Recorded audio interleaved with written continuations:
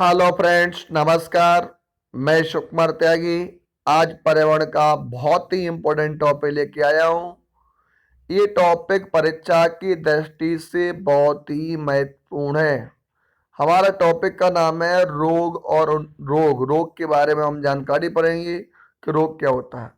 तब हम टॉपिक पे आते हैं तो सबसे पहले लिखा है एक तरफ रोग, एक तरफ बचाव के टीके। मतलब कौन से रोग में हम कौन सा टीका यूज करते हैं, वेरी इंपॉर्टेंट है, बहुत बार पूछा गया है। तो हम बात करते हैं टेटनेस। जब हमें टेटनेस रोग होता है तो उसके बचाव के लिए हमें डीपीटी का टीका लगाया जाता है। आपने देखा होगा बच्चों, छोटे बच्चों को टीकाकरण किया जाता है। तो ये टीकाकरण ही होता है बच्चों का टीकाकरण करना। तो टेटनेस के बचाव के लिए डीपीटी लगाते हैं। आम का काली खांसी इंपॉर्टेंट क्वेश्चन है, बहुत बार यहाँ से बनता है कि डीपीटी लगता है। पोलियो के लिए पोलियो टीका लगता है। डिप्थीरिया के लिए डिप्थीरिया डीपीटी टीका लगता है। तपेदिक कहें या टीबी, तपेदिक कहें या टीबी, तो टीबी के लिए बीसीजी का टीका लगता है। क्वेश्चन ऐसे बनेगा कि टीबी को रोकने के लिए कौन सा टीका यूज किया जाता है, तो कौन सा प्रयोग किया जाता है, तो बीसीजी का प्रयोग किया जाता है। टाइफाइड के लिए कौन सा किया जाता है, वेरी इंपॉर्टेंट है, पूछा भी गया था, सी10 में आया था क्वेश्चन यहाँ से कि टाइफाइड के लिए कौन सा टीका यूज किया जाता है। टाइफाइड के लिए टीएबी यूज किया जाता है। अब डीपीटी के 3 टीके लगवाना और पोलियो के 3 खुराक देना चाहिए अन्यथा टीकों का। तो यहां से क्वेश्चन बनता है कि हम पर टीकों का क्या प्रभाव पड़ेगा।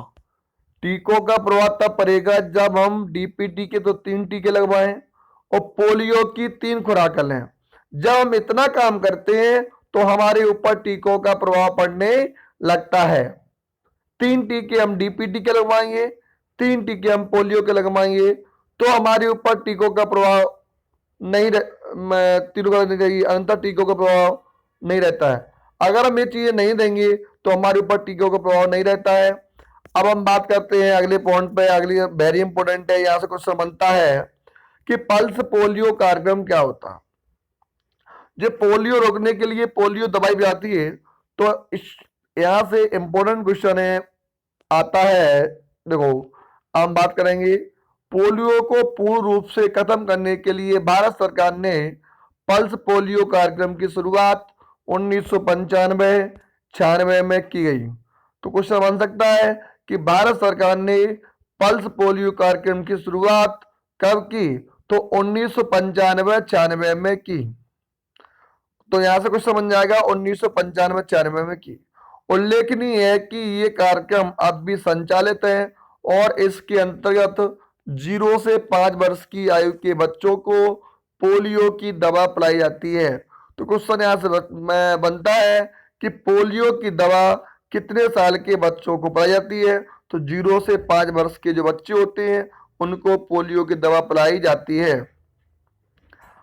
अगली लाइन में चलते हैं। इसके सफल क्रियान्वयन के लिए प्रतिवर्ष सरकार द्वारा निर्धारित तिथियों को सरकारी अस्पतालों में शिविर लगाए जाते हैं। मतलब जो हमारे सरकारी अस्पताल हैं, आंगनबाड़ी केंद्र हैं, यहाँ पर जो तुम्हारे सरकारी अस्पतालों में क्या करते हैं, हम शिविर लगाते हैं, पोलियो की दवाई की हम शिविर लगाते हैं। परिवार कल्याण विभाग द्वारा आकाशवाणी तथा दूरदर्शन के माध्यम से भी आने वाली भयंकर बीमारी से बचाया जा सकता है।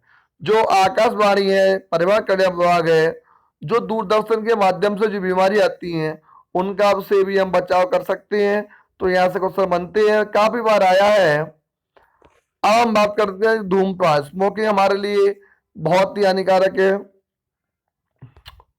तो धूम्रपान एवं मदिरा का सेवन दोनों स्वास्थ्य के लिए हानिकारक होती है। इसके प्रयोग से शरीर के तंत्र पर सीधा प्रभाव पड़ता है। इनका अधिक सेवन व्यक्ति को कमजोर तथा संवेदनशील कर देता है तथा कई भयंकर बीमारियां पैदा होती है। तो मतलब धूम्रपान और मदिरा का सेवन जो व्यक्ति करता है उसके जो तंत्र होता है उस पर सीधा प्रभाव पड़ता है। जब व्यक्ति इसका प्रयोग करता है तो वह कमजोर हो जाता है और जो संवेदन होता है जो शून्य कर देता है। कई उसके अंदर भयंकर बीमारियां पैदा होती है। धूम्रपान, अगला पॉइंट देखो, धूम्रपान अधिक करने से श्वास संबंधी रोग, फेफड़ों का कैंसर हो जाता है। तो क्वेश्चन बन सकता है कि फेफड़ों का कैंसर किससे होता है, तो धूम्रपान से होता है। अधिक मदिरा सेवन व्यक्ति के यकृत को प्रभावित करता है, उसकी कार्य क्षमता घट जाती है, इसके परिणाम स्वरूप मृत्यु भी हो जाती है।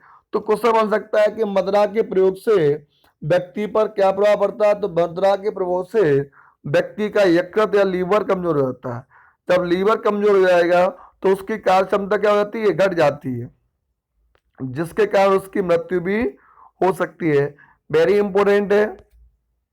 अब कुछ खोजे हैं, इंपोर्टेंट खोजे हैं, बहुत बार आई भी हैं, उसको थोड़ा हम बड़ा कर लेते हैं। हाँ, हम बात करेंगे, क्वेश्चन आ सकता है कि पेनिसिलिन की खोज किसने की? इंपोर्टेंट है, बहुत बार आया है कि पेनिसिलिन की खोज किसने की? ये पेनिसिलिन की थी अलेक्जेंडर फ्लेमिंग। क्वेश्चन आ सकता है कि विटामिन ए की खोज किसने की थी? तो विटामिन ए की खोज की थी मैकुलन ने। विटामिन बी की मैकुलन।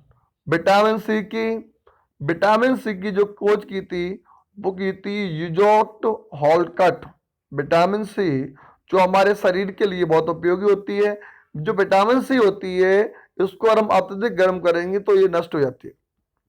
विटामिन डी, जो विटामिन डी है जो हमें सूर्य के प्रकाश से प्राप्त हुई है, इसकी खोज की थी FC हॉकिंस ने। क्वेश्चन आते हैं, पूछे जाते हैं। अगला पॉइंट करते हैं स्टेथोस्कोप। जो स्टेथोस्कोप होता है उसकी खोज किसने की? तो स्टेथोस्कोप की खोज की थी रेनेले नक ने।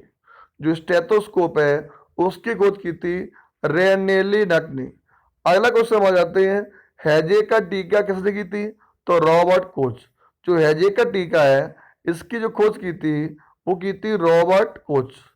अगला क्वेश्चन मिलते हैं डीडीटी का टीका, तो पॉल मूलर। जो डीडीटी का टीका है उसकी खोज की थी पॉल मूलर ने। अगला क्वेश्चन बात करते हैं बेरी रोग की चिकित्सा। जो बेरी रोग होता है उसकी खोज किसने की थी? तो जो बेरी की थी आइजक मैन ने। जो बेरी रोग है हमारा उसकी जो खोज की थी आइजक मैन ने। अगला पॉइंट है, वेरी इंपोर्टेंट पॉइंट है, बहुत बार आया भी है। अगली बात करते हैं पोलियो का टीका। जो पोलियो का टीका है जो हम पोलियो को रोकने के लिए बनाते हैं, जॉन ई साल्क साहब ने पोलियो के टीके की खोज की थी।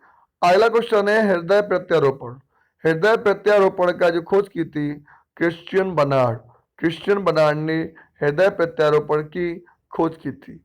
अगला क्वेश्चन है आरएनए की खोज। जी आरएनए और डीएनए होता है, ये हमारे आनुवंशिक लक्षण है, इनसे हमें पता चलता है कि हम किसकी संतान है किसकी नहीं है। तो आरएनए की थी वाटसन आर्थर गर्ग। जो आरएनए हैं उनकी खोज की थी वाटसन आर्थर गर्ग। और डीएनए की खोज की थी वाटसन और क्रिक। जो डीएनए है उसकी खोज की थी वाटसन और क्रिक।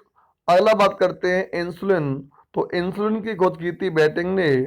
जो हमारे बेटिंग है उन्होंने इंसुलिन की खोज की थी। अगला क्वेश्चन बात करते हैं क्लोरोफार्म खोज की थी हैरिसन तथा सिम्पसन। जो क्लोरोफार्म है इसकी खोज की थी हैरिसन तथा सिम्पसन। अगला क्वेश्चन है टीबी बैक्टीरिया। जो टीबी बैक्टीरिया है इसकी खोज की थी रॉबर्ट कोच। जो हमारे रॉबर्ट कोच साहब हैं उन्होंने टीबी बैक्टीरिया की खोज की थी। अगला क्वेश्चन है बीसीजी। जो बीसीजी की खोज किसने की थी? तो जी की थी यूरिन कॉलमेट। तो बीसीजी का टीका है इसकी खोज की थी यूरिन कॉलमेट ने। इंपोर्टेंट फैक्ट है, ये ऐसे भी क्वेश्चन बनते हैं कि राष्ट्रीय एड्स दिवस निमंत्रण कब बना था? राष्ट्रीय जो एड्स दिवस नियंत्रण कार्यक्रम है वो शुरुआत हुई थी 1992। क्वेश्चन अच्छा है, पूछा गया है। प्रजनन एवं बाल स्वास्थ्य कार्यक्रम 1997-98 में। जो प्रजनन एवं बाल स्वास्थ्य कार्यक्रम है तो 1997 एवं 98। अगला है पल्स पोलियो कार्यक्रम 1995-96। जननी सुरक्षा योजना 2003 और 4। ये सब कार्यक्रम में पूछ सकते हैं कि हमारा पल्स पोलियो कार्यक्रम कब हुआ था? अभी आया था 1995 में हुआ था। प्रजनन एवं बाल स्वास्थ्य कार्यक्रम 97-98 हुआ था। राष्ट्रीय एड्स नियंत्रण कार्यक्रम 1992 में हुआ था। जननी सुरक्षा योजना 2003-4 में हुआ था। तो यहाँ से क्वेश्चन बनते आते हैं। अब कुछ महत्वपूर्ण फैक्ट हैं कि जल कैलोरी फ्री आहार होता है, इसलिए एक गिलास पानी पीने से मिलने वाली कैलोरी की मात्रा शून्य होती है। जल क्या होता है? कैलोरी, इसमें कैलोरी नहीं होती है, इसलिए एक गिलास पानी पीने से जो कैलोरी हमें ऊर्जा मिलती है क्या होती है? शून्य होती है। रक्त में पोटेशियम, कैल्शियम, सोडियम तथा लोहे का समुचित अनुपात हृदय की गति, अन्य चिकनी मांसपेशियों को उत्तेजित करने एवं उनमें संकुचन की क्रिया संपन्न करने के लिए आवश्यक होता है। अगला पॉइंट है, जो प्रोटीन होता है वो अमीनो अम्ल से निर्मित होते हैं। अमीनो अम्ल मानव शरीर में संग्रहित नहीं रहते हैं। जो अमीनो अम्ल होते हैं वो मानव शरीर में क्या होते हैं? संग्रहित नहीं रहते, तो इकट्ठे नहीं रहते हैं। जंतु एवं वनस्पति स्रोतों में लोह का सर्वाधिक अंश हरी पत्तेदार सब्जियों में मिलता है।